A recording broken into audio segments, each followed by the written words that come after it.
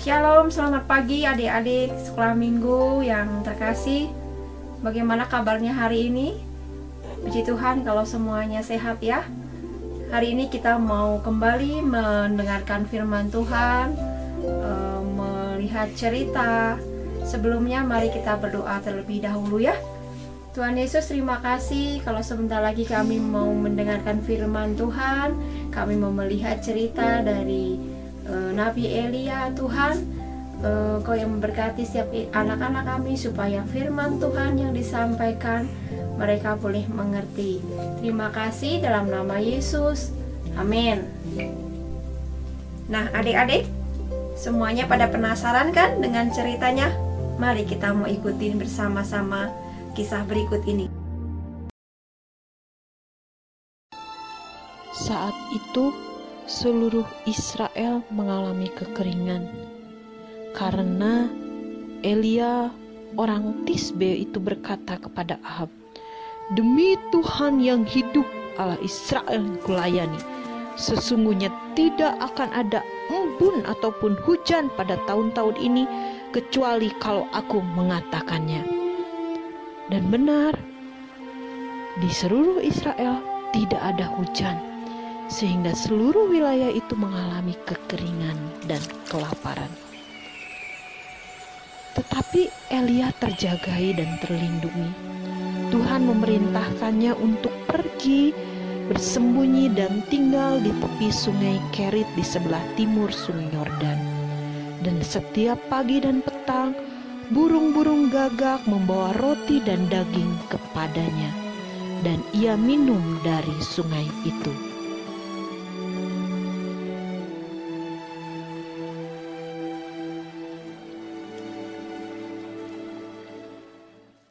Terima kasih Tuhan, terima kasih untuk berkat-Mu, Engkau menjagai aku. Terima kasih Tuhan, terima kasih. Elia bersyukur kepada Tuhan karena ia dijagai Tuhan. Sementara itu di seluruh Israel terjadi kekeringan karena hujan tidak turun selama 3 tahun dan 6 bulan. Lama-lama air sungai Kerit pun semakin sedikit.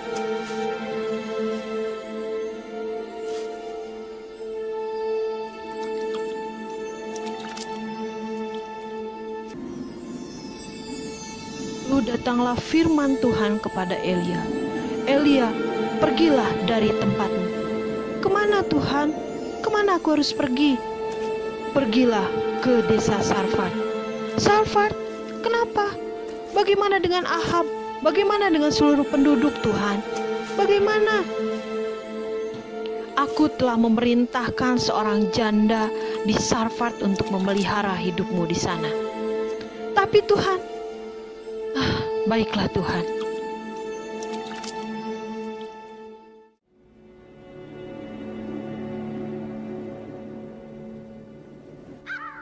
Maka bersiaplah Elia untuk pergi ke Sarfat. Sementara itu di Sarfat, "Ibu, aku lapar." "Ya anakku, aku tahu."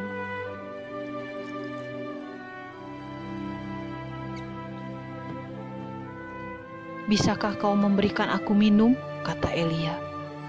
"Aku tidak punya banyak air." "Dan bisakah kau berikan roti kecil kepadaku?" kata Elia. "Aku tidak punya roti. Aku hanya punya sedikit gandum dan minyak. Aku akan memasaknya, kemudian aku akan memakannya, aku dan anakku. Setelah itu kami akan mati. Buatlah dahulu bagiku sebuah roti kecil. Setelah itu aku berjanji, Tuhan akan memberkati engkau. Tepung dan minyak itu tidak akan pernah habis selama musim kering ini."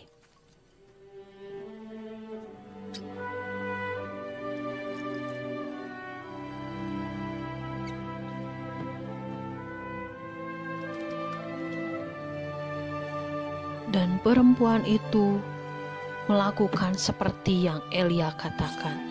Dia membuat roti kecil itu. Kemudian dia memberikannya kepada Elia.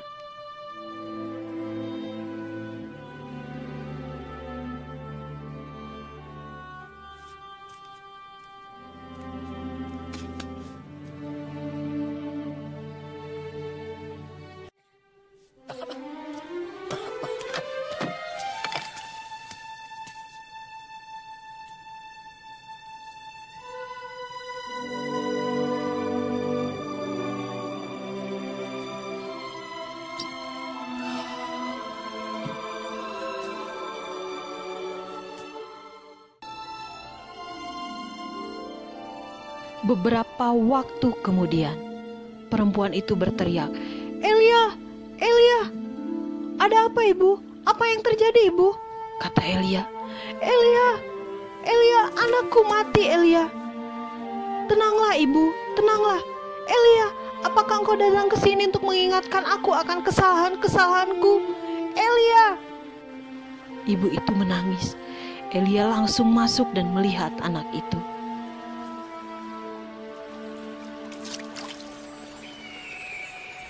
Kemudian dia berdoa kepada Tuhan.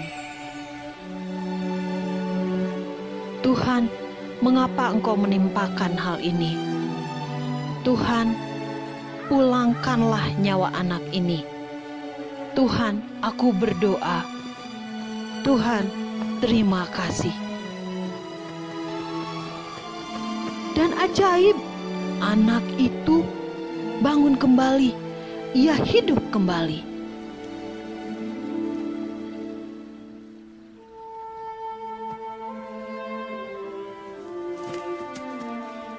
Kemudian Elia membawa anak itu turun bertemu dengan ibunya.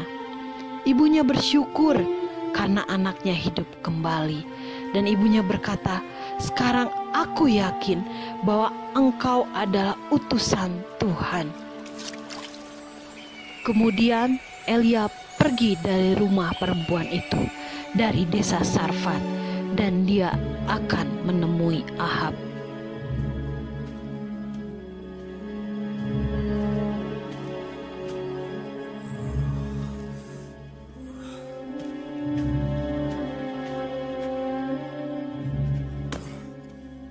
Di jalan, Elia bertemu dengan Ahab. Ahab membentaknya, "Engkaukah yang mencelakakan bangsa Israel?" Elia menjawab, "Bukan aku, tapi kaulah dan kaum keluargamu, karena engkau telah meninggalkan Allah, tidak melakukan perintahnya, dan engkau menyembah Baal. Sekarang suruhlah seluruh bangsa Israel berkumpul di Gunung Karmel. Mari kita buktikan siapakah Allah, Tuhan yang aku sembah, atau Baal yang menjadi sesembahanmu dan keluargamu." Ahab menjawab, "Aku terima tantanganmu. Sekarang aku mempunyai kesempatan untuk menunjukkan kekuatan Baal. Dan kalau itu terjadi, aku akan membunuhmu dan para pengikut Tuhanmu."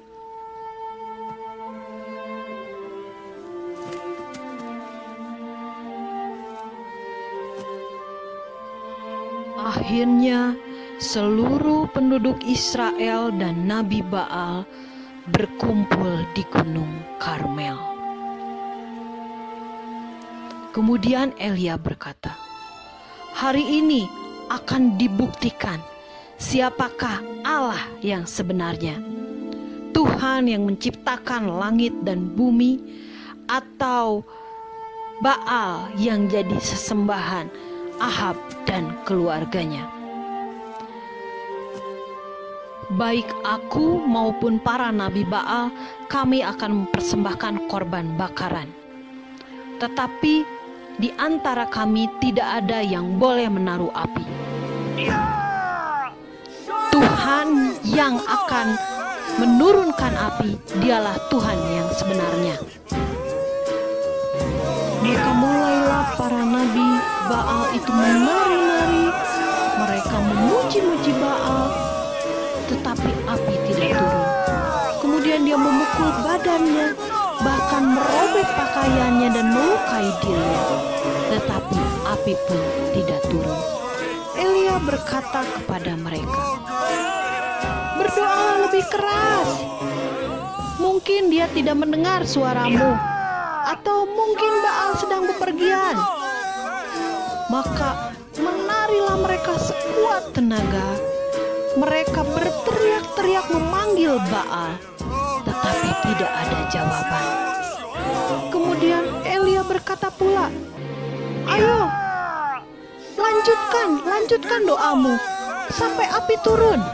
Tetapi Nabi Baal itu tidak kuat.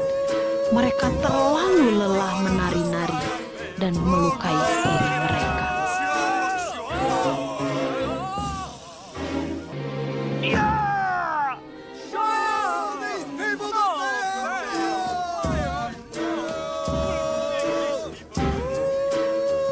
Ketika waktunya mempersembahkan korban petang, maka Elia tampil.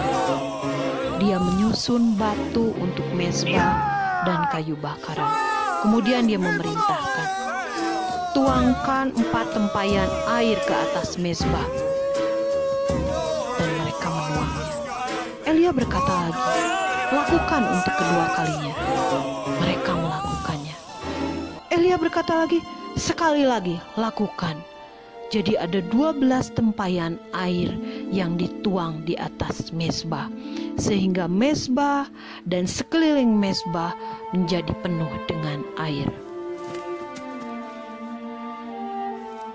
Kemudian berdoalah Elia, ya Tuhan Allah Abraham, Ishak dan Israel, pada hari ini biarlah diketahui orang bahwa Engkaulah Allah di tengah-tengah Israel, dan bahwa aku ini hamba-Mu, dan atas perintah dan firman-Mu lah aku melakukan segala perkara ini. Jawablah aku ya Tuhan, jawablah aku supaya bangsa ini mengetahui bahwa Engkaulah Allah ya Tuhan, Engkau yang membuat hati mereka bertobat kembali. Lalu turunlah api Tuhan menyambar habis korban bakaran, kayu api, batu dan tanah itu, bahkan air yang dalam parit itu habis dijilatnya.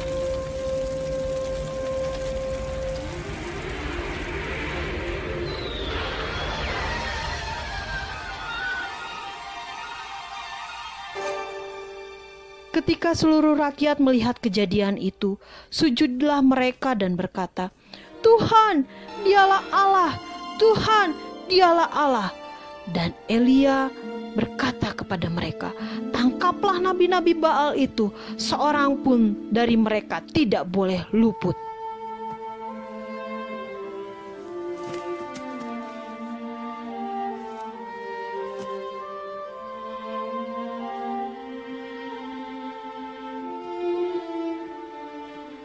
Elia naik ke atas gunung Karmel, lalu ia membungkuk ke tanah dengan mukanya di antara kedua lututnya.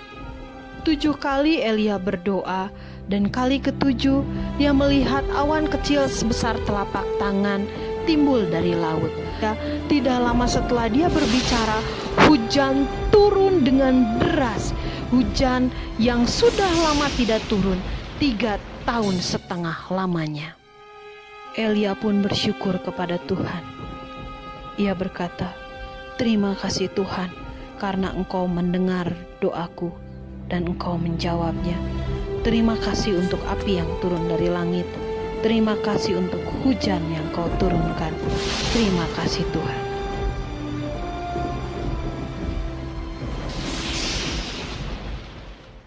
Nah, adik-adik, bagaimana setelah kita menyaksikan cerita tadi, kita bisa ambil pelajaran dari Nabi Elia ya.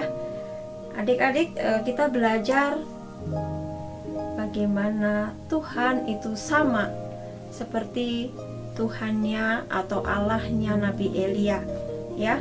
Yang kedua, kita tidak pernah akan dipermalukan karena kita dikasihi oleh Tuhan. Dan kemudian kita selalu percaya setiap doa-doa anak-anak pasti akan didengar oleh Tuhan. Amin.